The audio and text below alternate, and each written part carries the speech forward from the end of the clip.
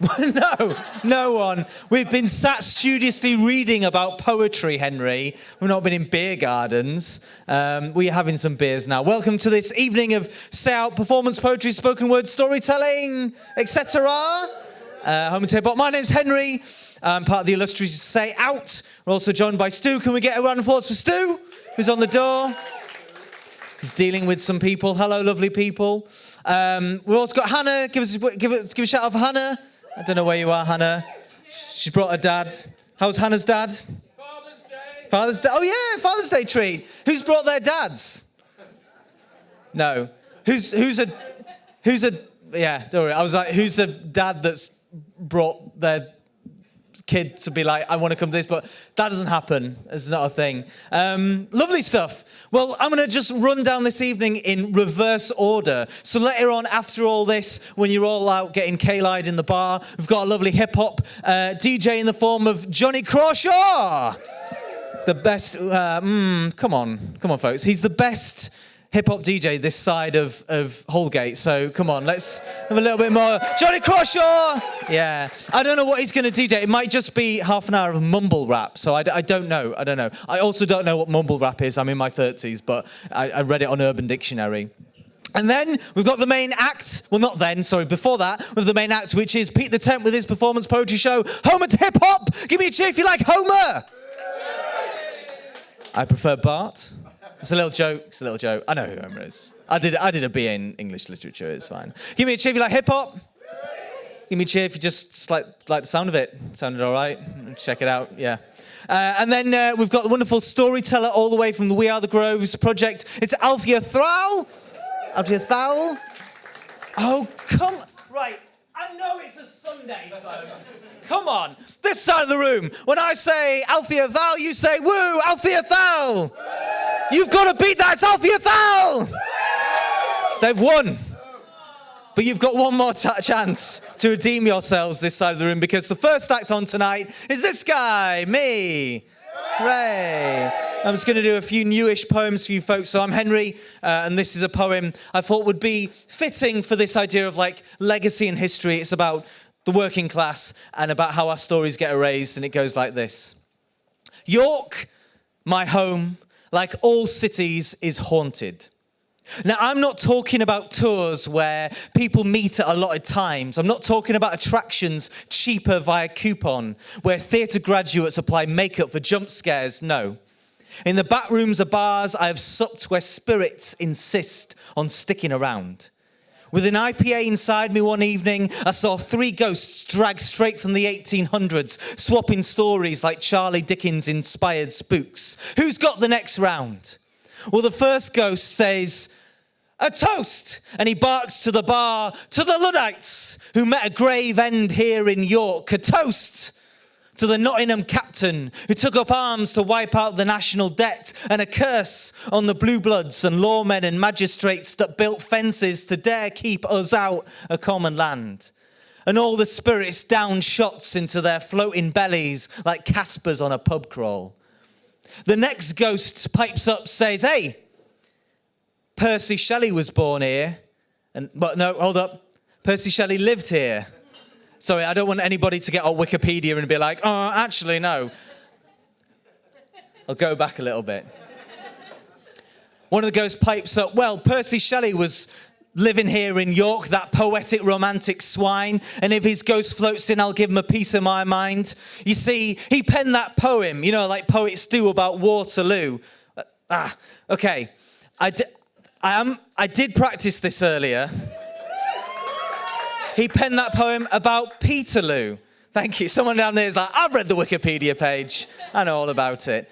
And if the tyrants dare, let them stab amongst you there. Let them slash and hack and slew. Do what they do, let them do. Well, I tell you what, I was at Peterloo when they came to grind us down. I'll tell every future protester to stand your ground. Whether that's Augrey Field to be made motorway or Whitehall wailing against fees and cuts. They made me a ghost too soon. Was British sabre spilled my blood. What good is it to let a baton batter you?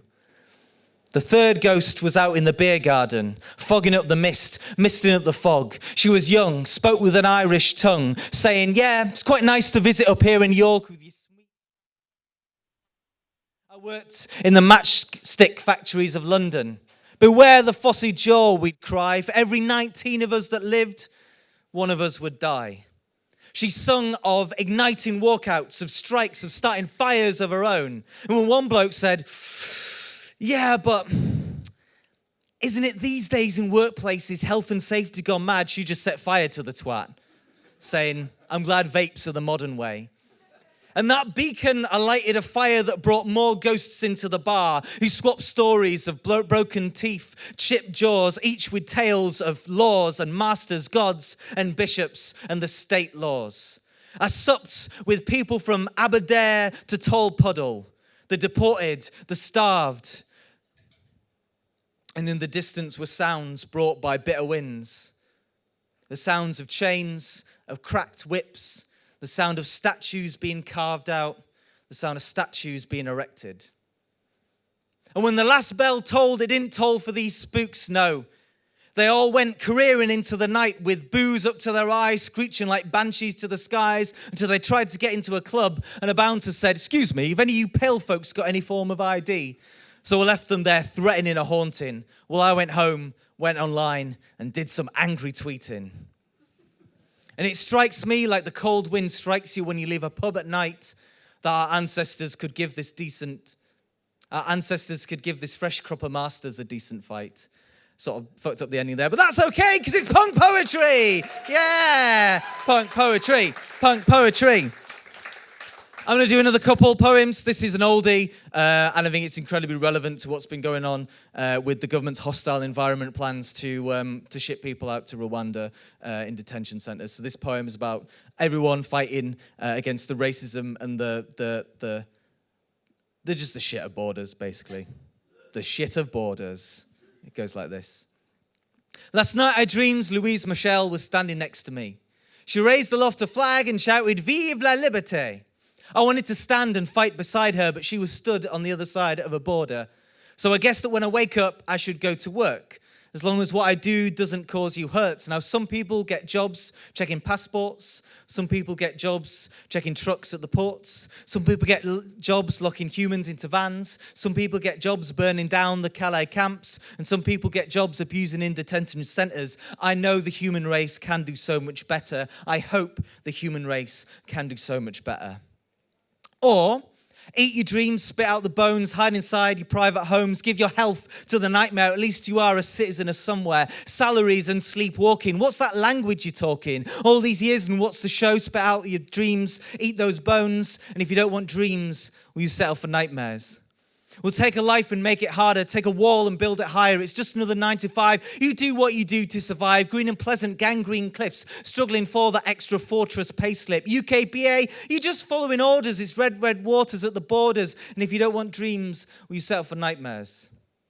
And last night I dreamed I was standing beside all of humanity in a great wide sea. I wanted to reach out, a handshake, a pat on the back, a touch. But when I woke up, there was a body on the beach. Thank you very much. Okay. Thank you very much, folks. One last little poem for you before we welcome our other support act of the evening. This is a completely new poem. I have never, ever performed it before, except that other time I performed it a couple of weeks ago. But that wasn't to a live audience, and this is a live audience. So are you ready for the new poem? Are you going to be kind? Good. Yes. Good, because it's called Punks Against Bullying, because bullying's rubbish. So it goes like this. Part 1, do. I wrapped myself into a patchwork of all the things that made me me. Pricked my fingers on 50p badges and sewing needles. Lamented broken up bands long gone since before I was born. Burned the words into my head and into my heart, and it didn't hurt. They were looking for another war, I was looking for another world. Something for every kid slinging for something. Printing off song lyrics at college to study later. Gluing these words into a thick yellow notebook. 40 years too late after never mind the bollocks branding. Precious until I found my own punk bands. As close as you can come to owning something somebody else built. A peace in the noisy basement beneath like a mutant family. And I know I can get much purer. This is a teenage communing with dead-to-me musicians. I wish I was still burning mixed CDs for friends with CD players. A messy blue-tack bedroom rebellion. Part 2. It. We stamped hands at doorways guarding wobbly tables, grinned at friends and strangers when the song strikes up, chasing eye contact for the sing-along. A single match starts a fire, spreads from the stage to the bar, and we're still dancing as the scene is burning. We're not frozen, poisoned, or paralyzed. Take a look around at your underground. Doesn't need burning down and rebuilt. Somewhere so dirty to keep you so clean. And we love scenes. We have printed off flyers using Works ink. We have made social media posts and sent money offshore to Dublin. We have made chili and we have made it here and we have made it work. And yes, we have not brought a big enough audience. And yes, this will be the pinprick to my joy. But yes, we have a crowd enough to smile and sing this weeknight. Part 3, ourselves. We're building stages, not building walls. Behind keyboards or muttered into Cronenbergs. They lament the old ways, say punk is woke today, they tell me. If their punk is just about causing offense, its sights are so low. If their punk sounds like a cover version of a GB News feature, its descent micromanaged by millionaires. Scupper that rotten nihilism, sink it in scummy Thames water. It's a naff rebellion. Amps up loud, drown out their grumbling. Because our punk is working class and black and Asian and Jewish and disabled and female and trans. And if you don't like that, you can mosh off.